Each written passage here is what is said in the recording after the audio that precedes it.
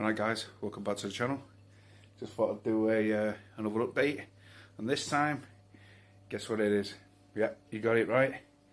It's the ICP test results. Well, I hope you're all ready for this, because I was shocked on some of them. But without further ado, let's just get right into it and see what it's like.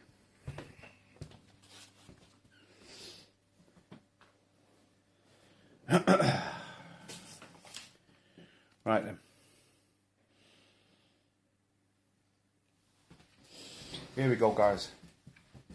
Let's just get seated. You have to excuse the washing on the side. I've just took it out the dryer.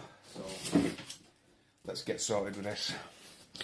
As you all know, I run the Aquaforest stuff, the solution. So obviously it was only right that I sent an ICP test off to Aquaforest, which marine lab. And as you know, I posted on my Instagram that I sent it off on the Monday, and it was still at Heathrow Airport on the Wednesday, and it was still there on the Friday.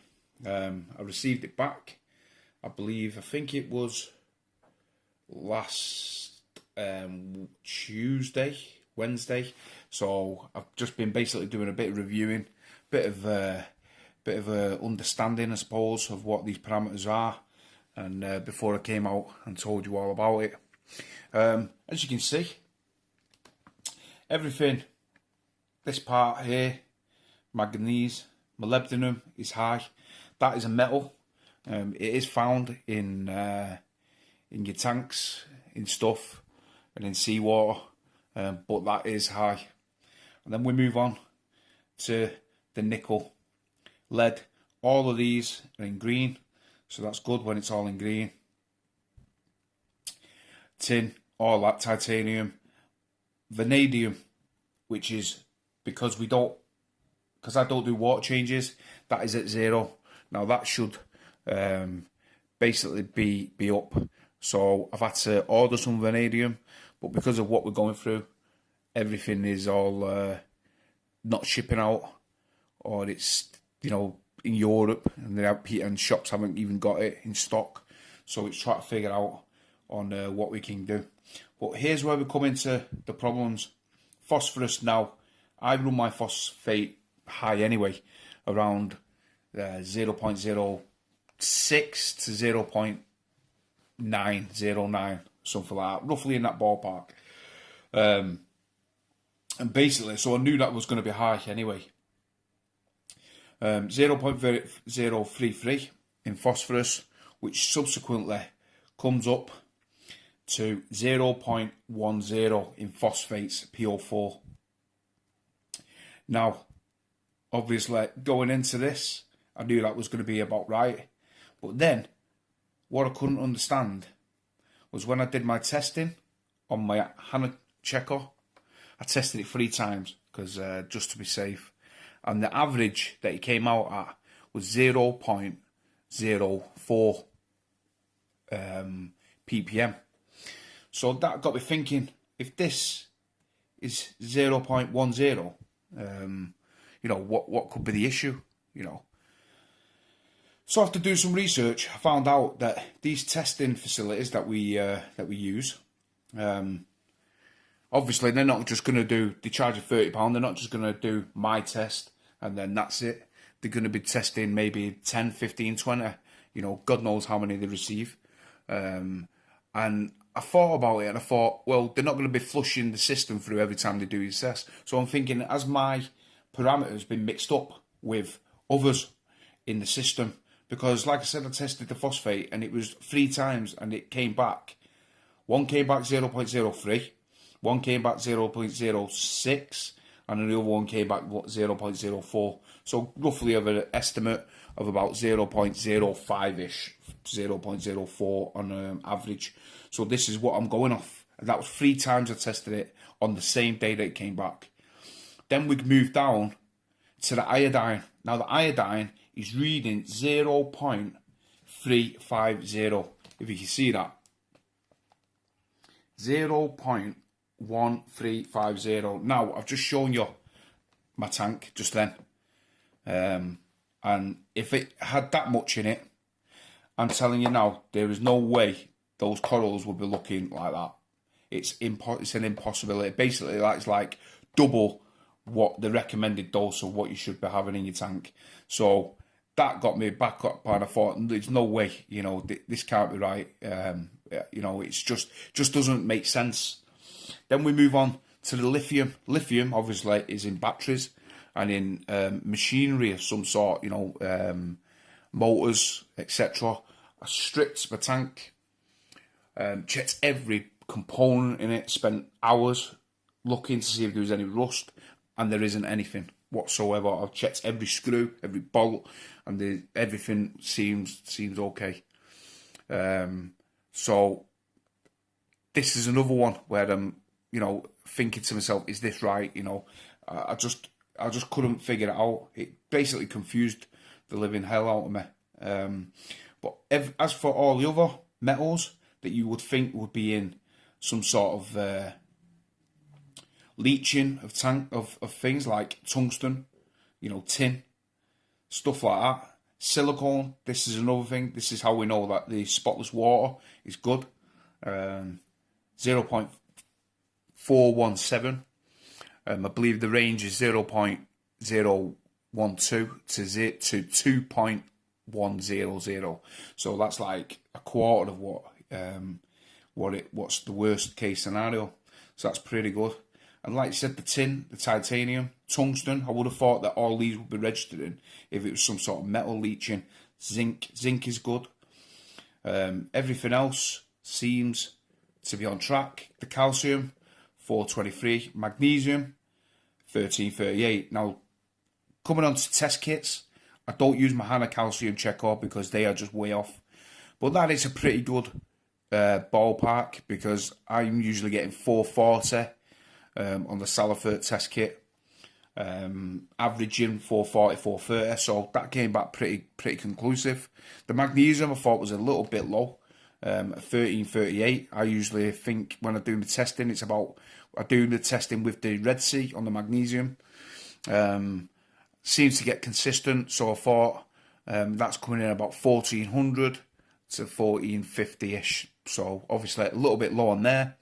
Potassium, I never knew that you needed potassium. I was looking for it to see whether I could buy it from Aquaforest, and I was searching potassium dosing, etc., and I never realised that the other name for it was kalium. So the moment I found the kalium, I seen it that that should be risen. Mine is reading, it's in the amber, so it's okay. That should be free. That's 316. It's reading. Basically, it should be reading roughly around, as we see there, I'm just zooming in, 316 for kalium. So that needs to be risen. Not too bad. The strontium, I bought some strontium, so I'm raising that up. That's reading 5.090. That should be between 6.5 and 10, I believe. So I want to get it in the middle, around about 8. And sulfur, which I was shocked about. I knew you needed it in your water, but mine's reading 594, which is in the red. Believe it or not, I need to rise that up. As of yet, I don't really know how to raise it up. But I believe that's supposed to be around about 700, roughly-ish, in the ballpark. So, yeah, a little bit mixed reviews with this, and a few things that are, that I need to dose. Like I was saying, the vanadium, I've got to dose that, which I've ordered. The iron, I've got no iron in my tank. That's another thing what the tank needs. So yeah, I need to start dosing these sort of things. But coming back on from that, I thought to myself, I need to do another test. I just wasn't happy with the results that they were. So I ended up buying the Triton. Send this one off, and I'm going to basically, what I'm going to do is I'm going to just double check and see, and then I'm going to check it out between that one and this one and see what the situation is. But after this, I send this off. I'm going to send this off on Monday. I bought this. This is the Arcadia water purifier. Basically, it takes out certain elements in your tank. It takes out the copper, ammonia, iron, aluminium, lead, and heavy organics. So we're going to be putting that in the system. And then I also got some Rowaphos. I'm going to just like raise it above the recommended dose, but just basically to see if it will take out some of the elements of the tank. But as you can see, bit of a mixed review really. Bit confusing to be truthful. The only thing I don't like about the Marine Lab was it tells you all of the ICP test, yeah. Whereas the Triton, this does exactly the same as that. This is based down in London. This one is based in Poland. This one tells you the recommended what you should do for, i.e., iodine high risen, lower iron, etc., etc. This one basically goes into a more in depth, and it's £1.50 more. This one was £30. This one is £31.50. So I should have gone with the Triton, but I thought I'd stick with the Marine Lab because it's part of the Aquaforest group. But maybe my judgment was wrong on that frame. But have a quick look at the old frag tank. It's completely cleared up, and as you can see, there's no ammonia in the tank. Everything is looking good. Corals looking really nice, really healthy. So really happy with that. Really colouring up. So I'm pretty chuffed with the with this little frag tank. Just going to do a 20% water change on it every week, every Sunday. Make it into a clownfish fighting, make it into just a routine thing. As long as you do regular maintenance on these little frag tanks, they should see you well, and they should see your coral well. So yeah, that's what I'm going to be doing this Sunday.